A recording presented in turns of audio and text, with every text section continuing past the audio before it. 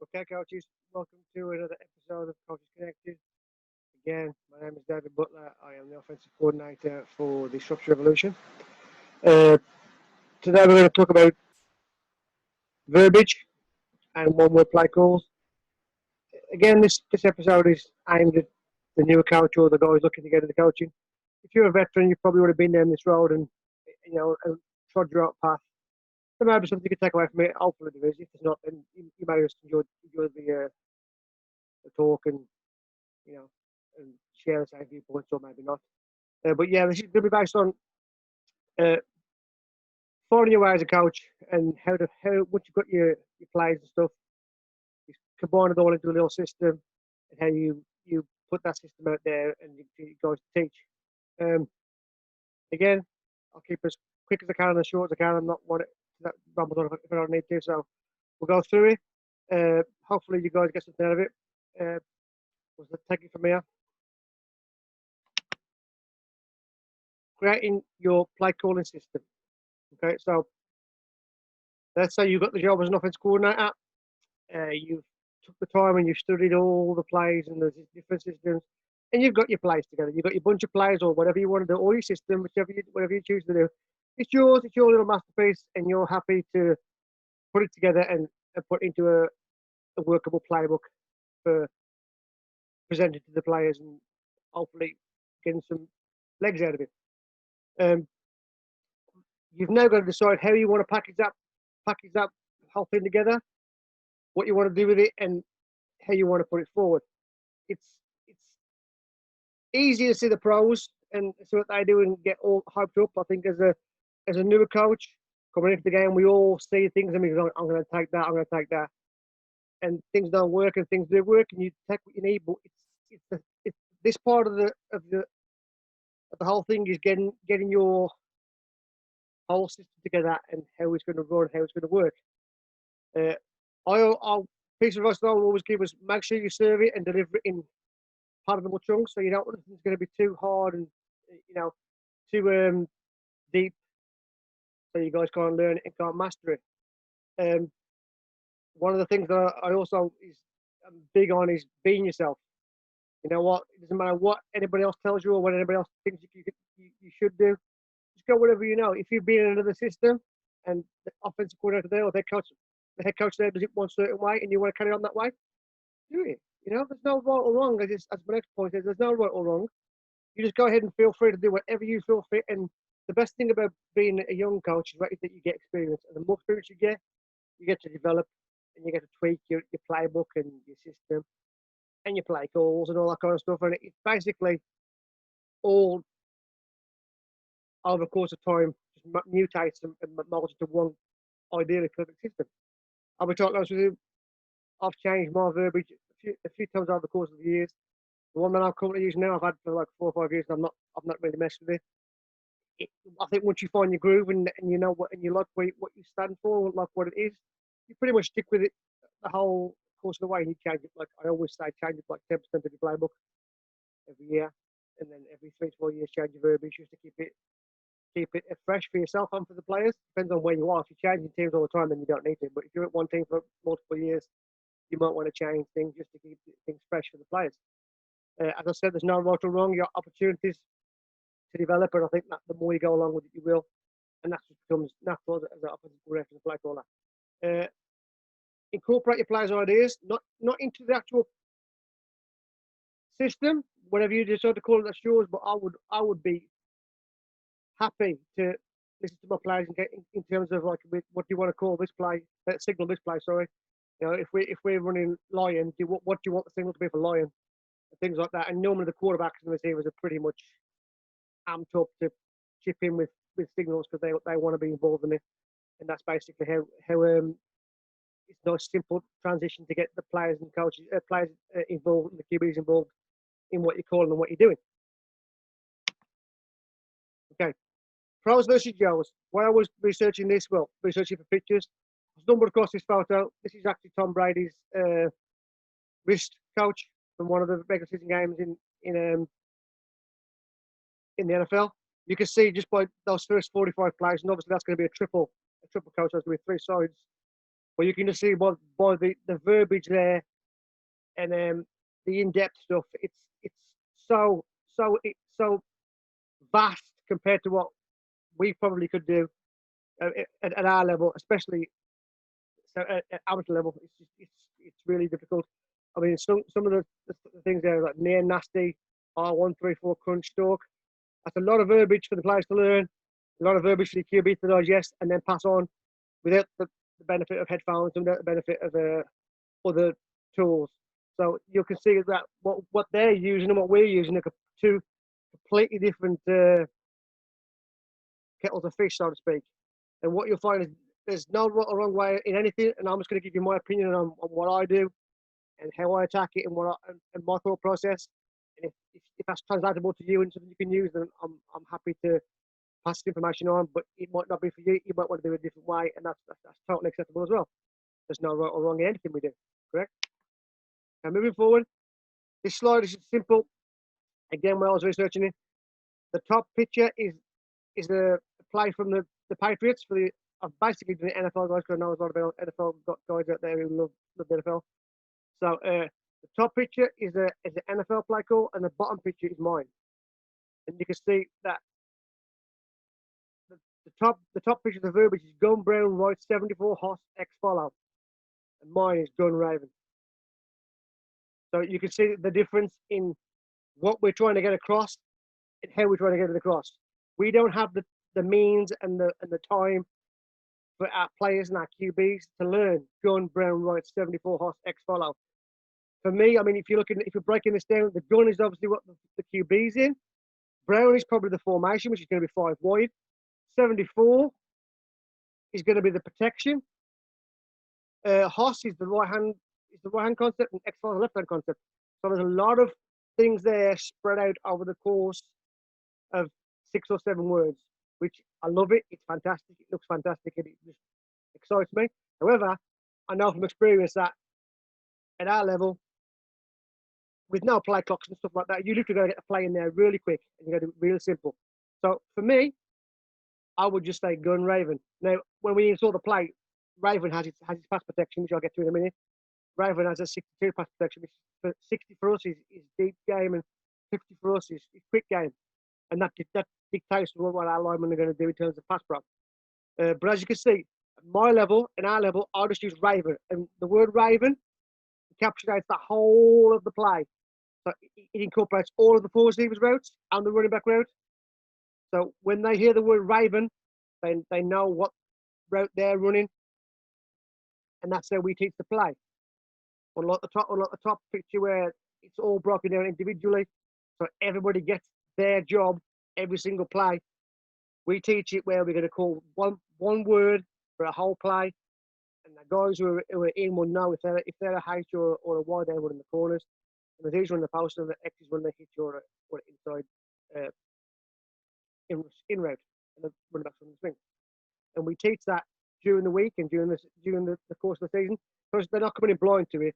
We teach it to them, and then on the actual practice field, we get to put it out there. So when we signal Raven, they know that Raven means this for them.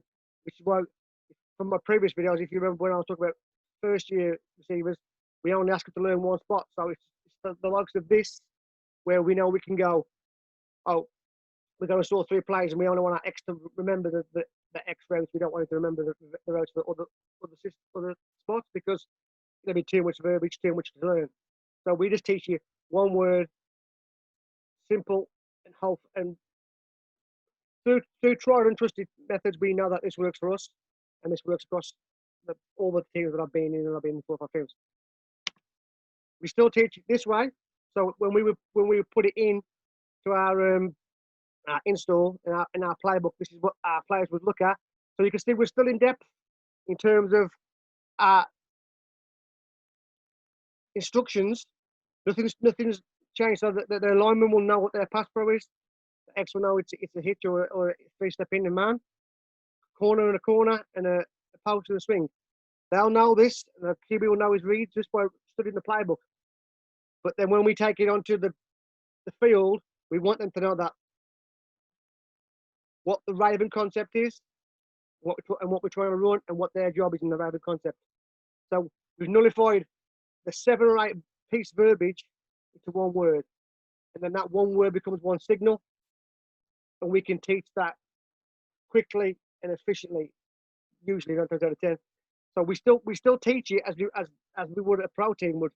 You know, we still go into it, and when we're doing install review, we'll talk it through, we'll tell the instructions, and we'll teach it, and we'll learn it bit by bit, and position by position, piece it all together. Once we actually get it on the field, we expect them to know what their job is in Raven, and for us, it cuts down all the verbiage. It's one call, and it gets things done quickly. Okay, calling your plays and calling your system. When you're putting together your verbiage for your system, there's a million ways to do it, and it will be whatever suits you, and it's totally up to you. We've always found that grouping of names is always a great thing, whether it be NFL teams like Ravens, or at the moment we've got a ton of NFL teams in our thing, like lots of birds, Eagles, Ravens, Falcons, you know, Seahawks, all kinds of stuff. We got, or you can go for college teams, cities, New York, LA, whatever. The lists and options are endless. And there's also, I mean, I've also used past animals, characters, superheroes, Batman, Spider-Man, anything, whatever you can gravitate to, or you think all the players might like. I'm all about it. And sometimes it's just the silliest things. Some people use randomest stuff. It's whatever relates to you. There's no right or wrong in anything we do. I can only give you my opinion on this and on what we do. The way it's delivered, we always, when we call a play, it's going to be formation first, then protection, then the play, and then tags if you have it, and depending on how deep you are into your install, or how deep you are in the playbook in terms of anything. So, for example, on this one, we've got the formation will be gun, the protection will be 62, and the play is Raven. On this play, there is no tag. We could tag something onto it later on, but for right now, it's simply gun, 62, Raven. And when we get to actually calling that, we don't actually say the 62. The 62 is lumped in with the Raven, so that when we teach it from the previous screen, that is 62 Raven. The linemen know that Raven is a 62 concept, is a 60 concept. That's deep concept. Okay, and then we know now that we're putting it into formation first, then protection, then play, then tag. What I've found, and what is plainly obvious to those with any kind of common sense, is that you have to have easy to remember hand signals that are clear and easy to see, and that can signify every aspect of the play. Keep them easy to learn and easy to remember. That's the bottom line. That's all we need to do. So when we're putting it across and we get it all in, it all looks lovely. I've added this screen because this is something I found a few years ago, and it just gives you examples of things that you can do. Like land animals, which is a various amount of animals. Look, planets in space, superheroes, L names, R names, weapons, cards. There's lots of lists out there. This is an example of it, and I'll put there for you. I'm happy for anybody to take any of these and use them. I haven't used any off this list personally, but I know that they always come into life. There's quite a few things that you can use, and I'm all for whatever people want to grab. So if anyone wants to use these, feel free to take a screenshot or whatever, and back me on. But there's just some ideas of words to use for anything for your systems. So feel free to take that. Okay, example of a play call. Now, for us, we would have to start with just one caller, which would probably be me or the QB coach, depending on where we are and who's doing what at the time. So again, we'll break it down bit by bit just to show us what we're doing. So we will start with formation. If we were going to start with this one, it will be gun. Now for me, this is gun. This is your hands in the shape of a gun, a pistol. That's it. So when we would get to the start of the line, we just go gun. Okay? As I said previously, we don't signal protection. The protection is built into the play. So when we call Raven, which in this instance will be one signal, and we want to encapsulate that whole play into one word. and that one word into one signal. So we want it to be super easy to remember. They all fit together. So if you're if you're using animals, like you've got cougar, lion, etc., etc., tiger, etc., etc. If you're using birds, you've got eagle, etc. If you're using any kind of stuff, it all fits together. It's all vegetable. If you're using NFL team names or American city names, you know, you can use whatever you want to do. But American city names are harder to signal. So you would flip that around and then you would have like a double thing. So you can have like New York, but also be like Jets, etc., etc., just to give yourself options to signal it in. So for us, the play would be Raven, and it could be vast things, anything to do with a bird. It could be a beak, could be anything. We've gone with wings in the past and all kinds of stuff. Any kind of bird imitation will get the job done. So the players know what it is. And also a great piece of advice, right, is you get your backup QBs to signal it in so you don't look like an idiot. Doesn't matter what word you pick, get the backup QBs to signal it in, and whenever we're signaling, they look like tools, and we don't. Okay, so that's basically how I attack you.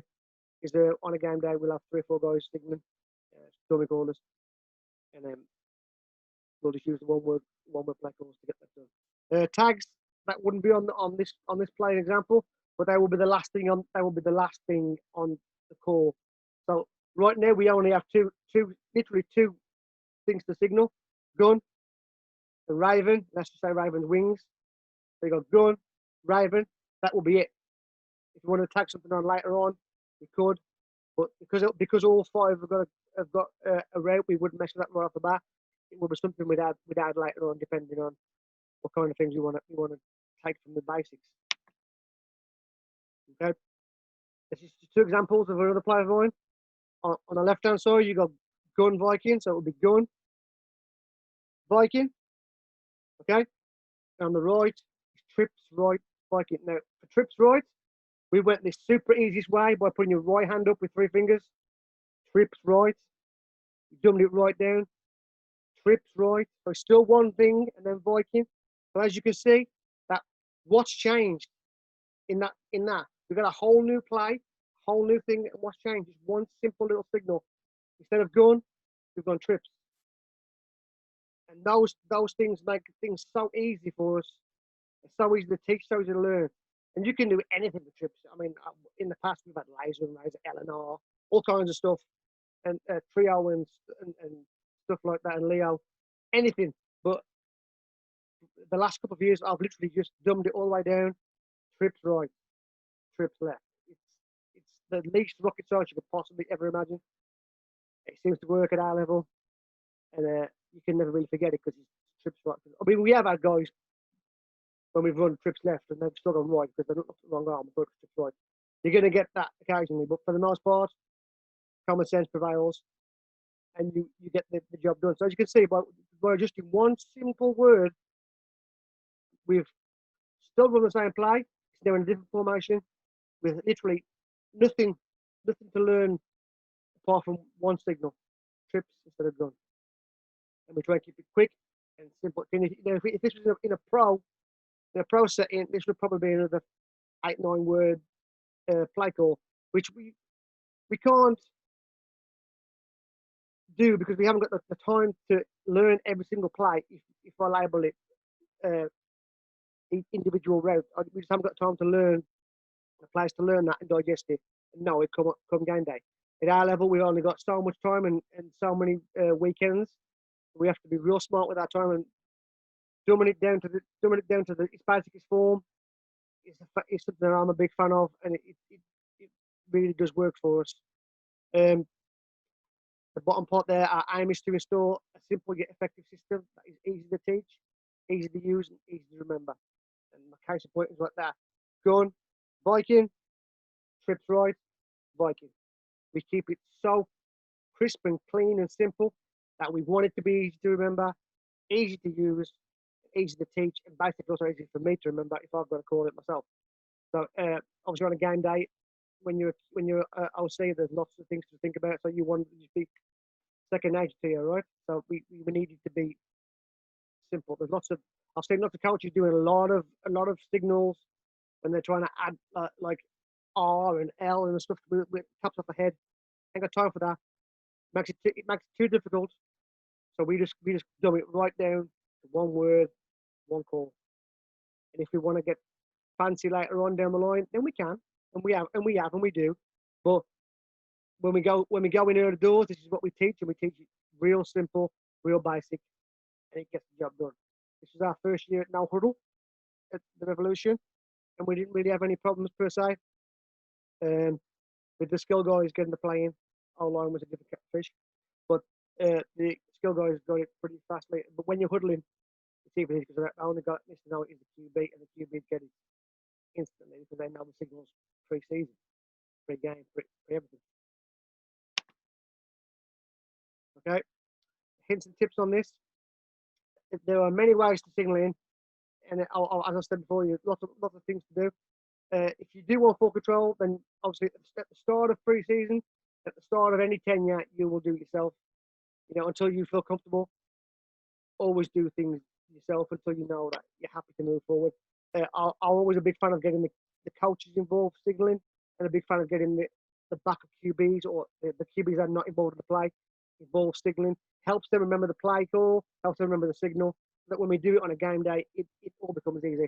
And plus, when you get your coaches to do it, it helps as well the coaches into bringing them through. So they're on the sideline signaling, and you can give them a little bit of time to signal players and take control of the wheel if the game allows, winning or losing, depending on what you are. As I said, they're dummy callers. We have all our backups in on a game day, and they will all signal one live, and we'll change the live go around at various points in the game. So I can't still signals, even though I've only known like 2 or 3 people in the whole of football still signals from me, and that's because they knew me. But it's just a bit of a safety check there, but and also it's just something that it's good for the QBs to learn. And I put that I want to install the signal as you install the play. So of course, on when we're teaching the play by video link, we'll tell them what the signal's going to be. We'll show it to them, and then when we get on the field, every time we run the play from as a whole offense, we'll signal it in, so they get that into the swing of it right away. It helps with the whole momentum of it. So you're basically growing and building every time you get it, and the more you do it, the better it becomes. I put visual aids there. Some do pictures, but I know in the past, and I've got video of it, is that I have done videos pre-season for the quarterbacks of all of our signals for the year, and then we send it to them for them to learn, so that we can get to the season and be smooth before we even start. So I'll make a video, say in October, November. I'll give it to the QBs, and they can watch it and learn it. And they might come back and say, "Well, coach, can we do this instead of this?" And I'm like, "Yeah, of course." And never say no if it's as good as your idea or close to it, because you want them to be involved and you want them to feel like they have ownership. So getting them on your level and on the same page, and they feel like they're invested, really helps you down the line. So I would embrace anything that they have to offer, unless it's stupid and like you think, well, that's not really what I'm about. So there's certain things that we won't do. But if it helps you and it invests them, then I would do it. I would open it up, and don't think that it has to be this is mine and all mine, because you've already taken ownership of the verbiage of the playbook and of stuff. So that's always going to be yours. So just if that helps the players, then do it. Again, many ways to skin a cat. As you can see, I've put a little screen here to show you the various types. If you're very, very lucky, which will probably never be in this country, you get to signal it in via headset to your QB, which is the easiest and best way, because your QB knows the plays, and you can just tell him the play. We're never going to get that in this country. We have headsets, we have headsets in Revolution, but that's between the coaches, and we can't talk to the players. But I know at the pro level, the headsets go directly to the QBs and stuff, so we can't do that at our level, and we'll never do it. Another way is just simple calling, as we do now. We've got multiple callers, simple calling. Another way, which I've never tried personally, but I know a lot of teams that have, which is the boards. And again, that's your personal choice. I'm not a fan of the boards personally. It's not a lot of ball like. But again, if that's what you're into, then go ahead and do it. And the final one is something that I started off with many moons ago, is the risk coaches and the numbers. Where you have the numbers on each play, and you share the number out. Many ways to get. Nobody's saying signaling is the right way or the wrong way. It's just my way, and that way I feel is the easiest to teach in this country. Seems to have good results for the most part. Um, Everybody's different. I'm not saying that there should be a right way or wrong way to do anything, but it's something that I've been a big advocate of for a while now. Is signaling and getting players by signal. I probably wouldn't go back to risk coaches, and I certainly wouldn't go to boards. I'd like to go to headsets, but that's never going to happen. So those are just four examples, guys. It's whatever suits you, and like I said, there's never no right and wrong. There's never no going to be this is better than that. It's whatever suits you. And if this shows anything, or you can get anything away from this simple video today, then I appreciate it, and it means the world to me that people are listening and watching, and hopefully taking something away from everything that we put out at Coaches Connected. So I know it's not quite a short one, but I thank you for your time, gents, and I'll speak to you soon.